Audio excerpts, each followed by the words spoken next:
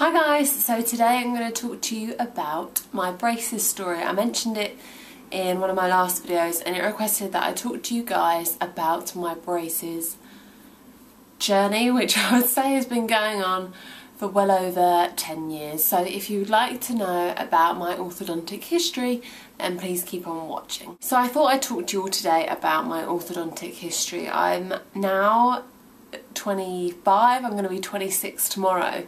And I just had my train tracks off today, as you can see. I now have a nice straight smile and I wanted to talk to you guys about it because I realise it's quite abnormal for somebody to have such an orthodontic history as I do, and certainly to be having train tracks in your mid to late 20s is quite unusual. So I hope you guys find this interesting, and if you have any comments, please leave them below and I'll be sure to answer them as best as I can. I think my orthodontic journey, as you like, would start I think when I was about 10 or 11. My dentist noticed that my alignment of my top and my lower teeth started to become misaligned. Normally people tend to have a slight overbite where your top row of teeth slightly sits in front of your lower teeth. And my dentist, who's a very good dentist, she started to notice that alignment has started to shift, and I started to get a gap in between my middle and lower smile, my bite, and she recommended that I go see a orthodontist about that. So she monitored it as I grew, and I think I went to, this is roughly, I believe that I went to go to see a private orthodontist first near me when I was about 13, and we discussed a process, or more, they discussed with my parents a process on how to coerce my top jaw to grow in a similar way to my lower. And I had a series of braces, a series of orthodontics, a lot of which involved retainers that go that you wear at night, or you wear a lot of the time they go inside the roof of your mouth. It's like a ceramic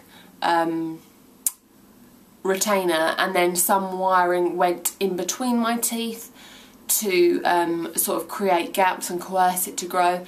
And I did also have a set where I just had a wire literally sit on the inside of my teeth like this with a retainer, as the two wires would try and be pushing like that, pushing outwards to entice my jaw to grow.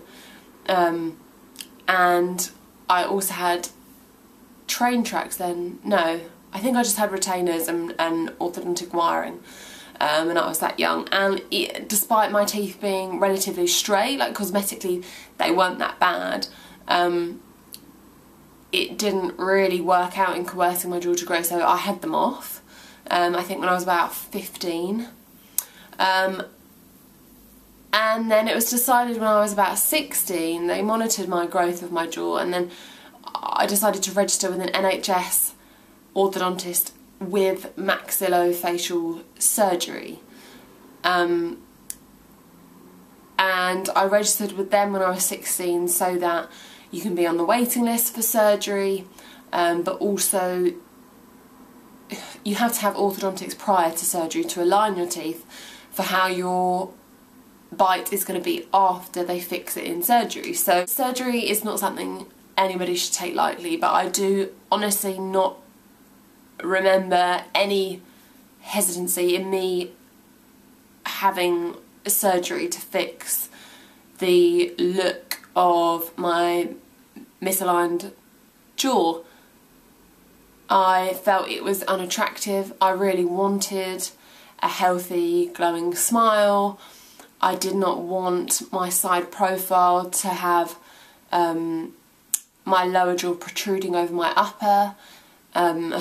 I didn't want to pass the opportunity up to then, and later on in life, decide that I'm really not confident and really not happy with my teeth and my smile. So I went through the orthodontics again on the National Health Service here in the UK. I was seen regularly. I had train tracks put on, which are typical horrible braces. I had them put on my top and my lower jaw. And I had them on for, I think, approximately a year before. I had the surgery when I was 18, and they do it earlier for girls than they do for guys.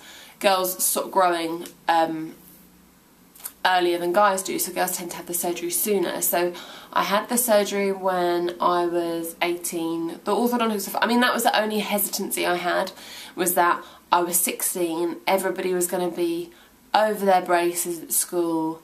I had my prom, I felt, you know, like I was going to be an adult, and adults don't have braces, and I didn't want to have to go to college and start somewhere new and not be at school anymore and still have braces, and I just wasn't overly keen on that, doing that whole process again. But ultimately what I wanted was a perfect smile, so I knew I had to go through it. And I wouldn't say, you know, I didn't enter into it lightly. There were times when I did get upset because I wasn't confident with them on. I didn't want to smile in pictures. Hardly anybody else had them at school anymore, so it wasn't like, you know, when you're 14 everybody has them and it's no big deal. Obviously I'd already had them on again, so there were questions as to why I was having them for a second time round. Why was I going to have surgery? Why did I have a jaw like that? And I was never bullied or anything like that at all. It was just all about me personally and my confidence with it. But I had an amazing orthodontist and amazing support from my family and my friends, and I knew the end goal would be worth it. I 100% knew that, and so that's why I decided on it.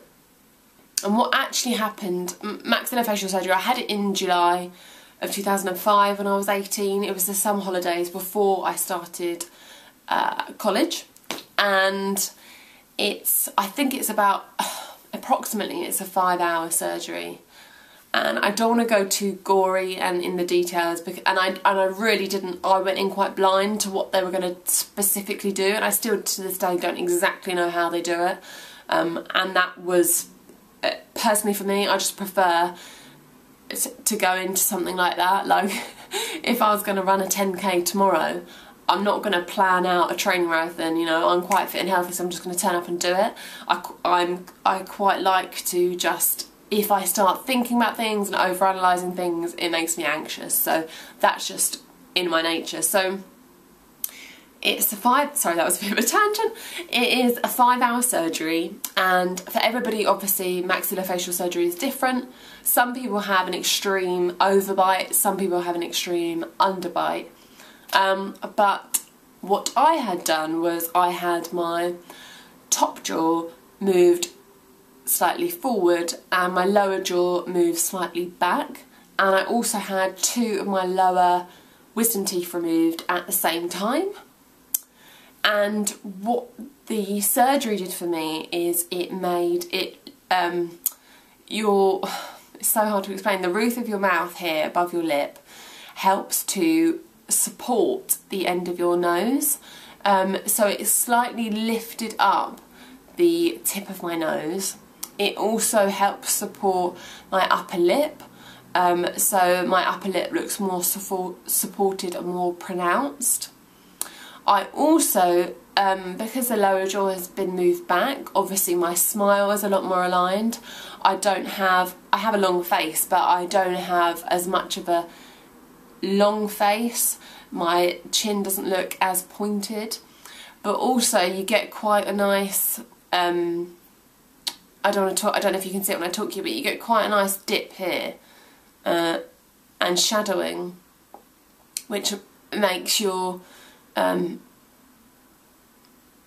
chin look nice and small and cute. And when you obviously have your jaw further forward, it stretches that skin out and makes it look longer.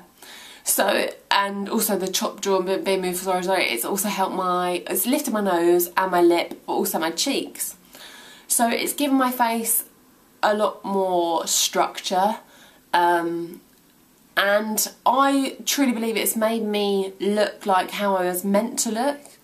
Throughout the course of having braces and having the orthodontic train tracks done pre-surgery, it obviously exaggerates the issue because your teeth are aligned to where they're going to be after the surgery. So, and as I grew older and my jaw continued to grow, it got progressively worse. And so now I truly feel like my teeth and everything else looks like how it's meant to look. And they removed my lower 2 wisdom teeth because it's easier to prevent nerve damage. They can tease the nerve away from the bone easier if you're wisdom teeth, and the big roots that come with that aren't in the way.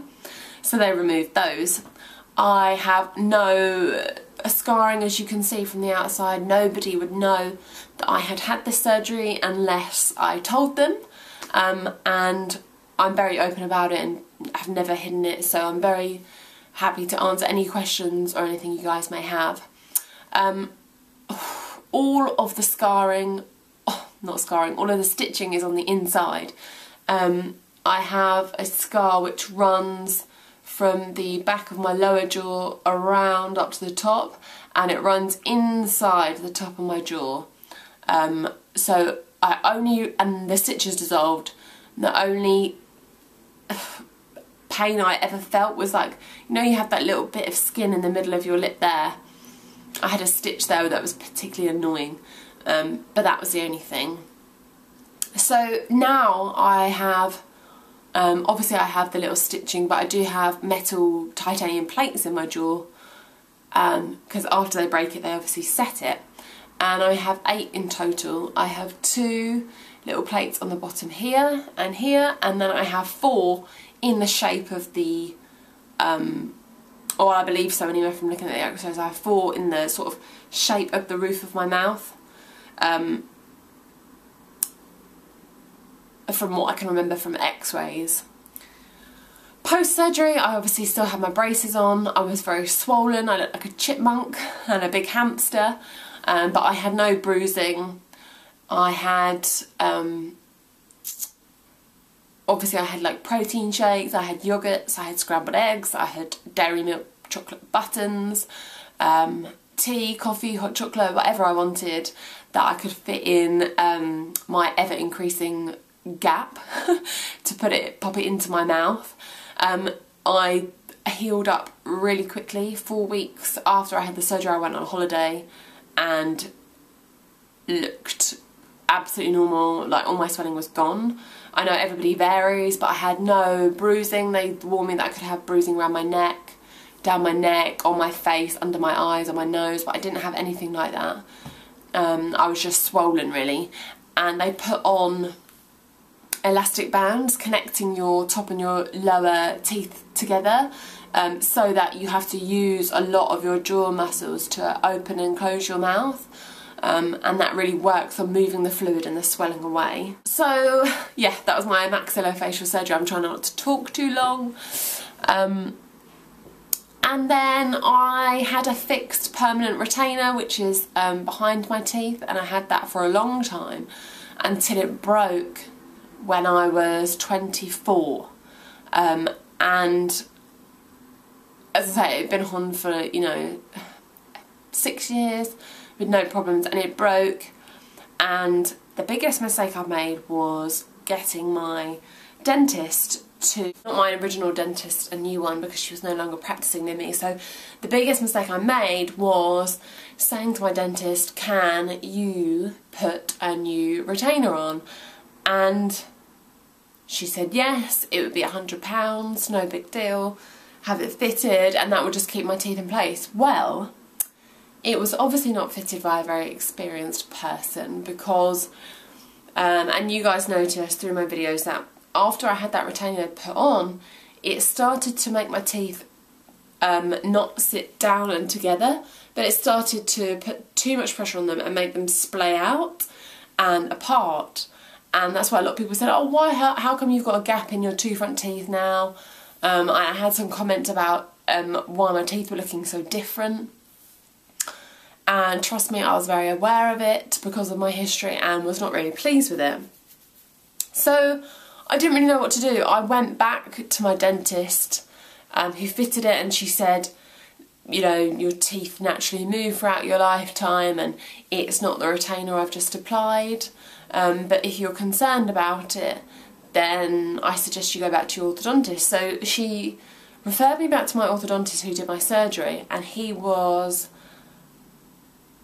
amazed, angry, very disappointed in the dentistry that had been done or the orthodontics that had been botched and put into my mouth, and took them out right then and there. He said, your teeth will naturally go back to a lot better condition than what they are now, and we will take it off right away and wait for weeks and see where your teeth naturally want to sit.